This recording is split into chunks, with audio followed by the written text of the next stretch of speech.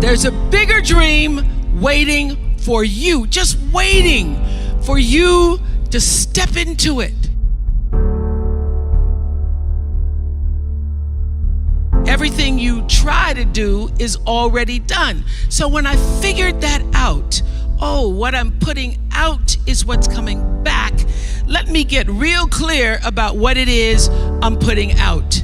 Real clear. So I read a book about 1989 called Seed of the Soul.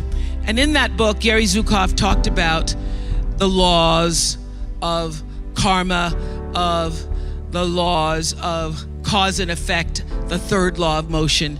And in that book, he talked about how your intention is always one with the law. Meaning, before you even think about a thing, you have an intention for the thing. And that the intention is going to determine the outcome.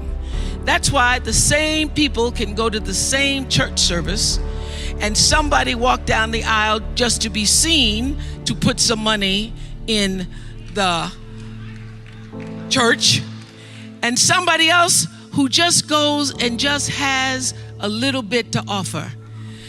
The intention with which you give, the intention with which you serve determines the outcome. So when I figured that out, I went, whoa. I changed everything I did on my show. I called in the producers and I said, from this day forward, I will no longer be speaking to the KKK. I will no longer be speaking to people who are fighting each other in a way that it is damaging to the character of myself and other people who watch. From this day forward, I am only going to do intentional television. So it is my intention to fulfill the dream of the Creator. It is my intention to live to the highest calling and be pressed to the mark of the highest calling that I have come to do. And when you can ask the Creator, ask that which made you you, what is your dream for me? I guarantee you, instead of you trying to define the dream, what is your dream for me? If you're able to lean into the dream that the universe and all the forces of light and love and power and grace by all the names that we call God has for you, nobody can touch you. Every single day, I would have a pre-show meeting and have the producers come in and state to me, what is your intention? How do we want to use whoever is on this show, whatever is happening on this show, to serve the audience in a way that fulfills the mission of uplifting, enlightening, encouraging, as well as entertaining. And if it doesn't do that, then I can't do it. There's a bigger dream waiting for you, just waiting for you to step into it. To step into it. Your life is big. Your life is huge. And we spend so much time wanting to be in somebody else's life. And you don't get honored, you don't get revered, you don't get celebrating wanting what somebody else has,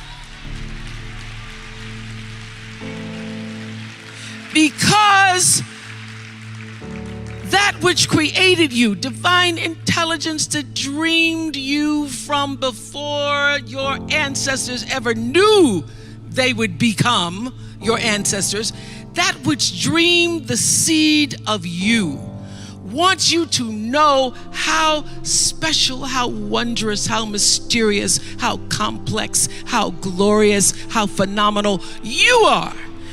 And you get no credit messing in somebody else's territory or trying to have power over something you have no control. Another one of my favorite teachings is The Wizard of Oz. When the Wicked Witch of the West says, go away from here because you don't have any power here, you have no power in any territory other than your own. Oh, but you are the master of that. You get to be the master of your own fate.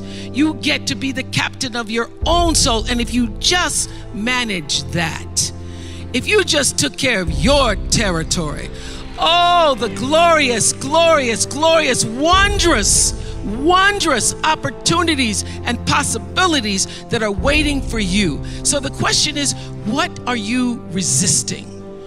What are you pushing against? What are you not allowing? What are you blocking because you have this idea of who and what you're supposed to be, instead of leaning into the dream that's already been created and waiting for you? It's waiting for you. And the second, it's an instant thing. It's a shift in the way you see yourself and the power from which you have come. I went through some tough times after I left the Oprah show. I made a conscious decision that when I felt I had said all that I could say and the audience had heard it, that I would move on and that I would not spend my life regretting or trying to hold on to what used to be or hold on to what I had. So I dreamed this dream of starting a network.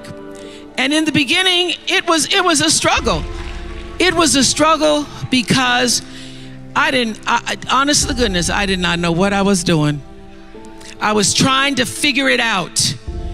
I thought that the Oprah show audience would follow us to OWN, and then I realized y'all didn't have cable.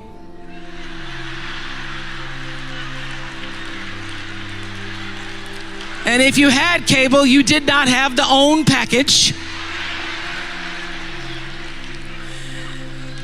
So it took me a minute.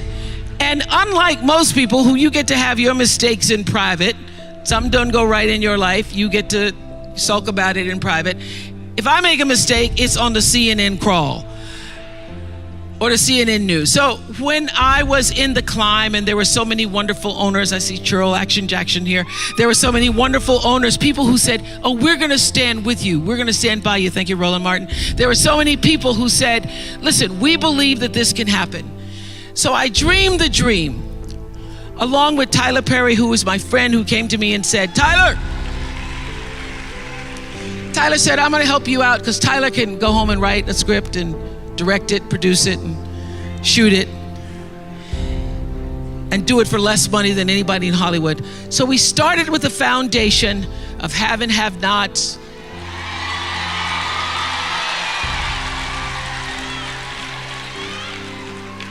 If loving you is wrong, love thy neighbor, Mama Hattie. And then I started to dream another dream about scripted television, because in the beginning I was told you couldn't do it. You couldn't do it, didn't have enough money to do it. And I dreamed the dream. I read Proverbs 11:28 that says, those who trust in their riches will fall, but the righteous will rise and thrive like a green leaf.